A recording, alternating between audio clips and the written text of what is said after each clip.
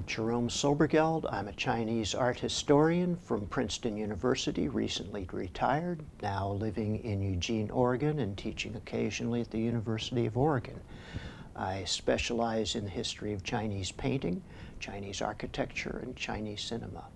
My topic is one that doesn't look Chinese to begin with, but what I'm really interested in is the way in which, in a global phase of world history, items can make their way from culture to culture across the globe and take on different uses, functions, meanings as they go.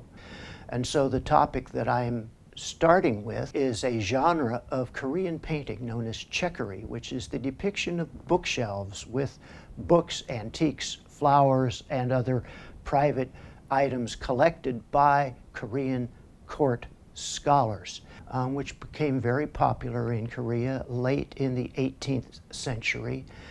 It's a topic that takes us back in its origins to China and Chinese court scholars, and from there, via the Jesuits in China, takes us back to Europe, going all the way back to the 15th century in depictions of scholars' studios that gradually are transformed into public galleries, and from there into public art museums. So what we're looking at in Korea is bookshelves beginning around the years 1870, 1875, and very typical in the Korean genre, which is called Chaekgeori, you do not find people. When you trace this back to China, what you find almost universally are people with their bookshelves.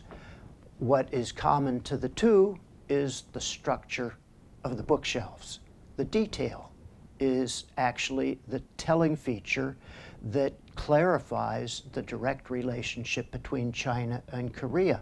The particular characteristic in Korea is that they use Chinese-style bookshelves in a Korean-style format of painting. What is distinctive about the bookshelves is their zigzag structure.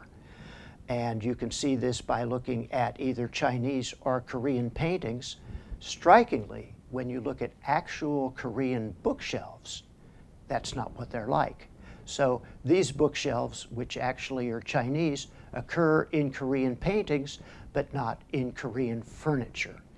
And when you go further back from China to the sources in Europe, what you're being directed by is the clear Westernization of perspective on those bookshelves for the first time in China, which makes it absolutely clear that Europe is the source of this and the Jesuits are the important intermediaries. What it leads back to in Europe takes us back to the 15th century with the depiction of religious scholars in their modernized scholarly libraries, their studios.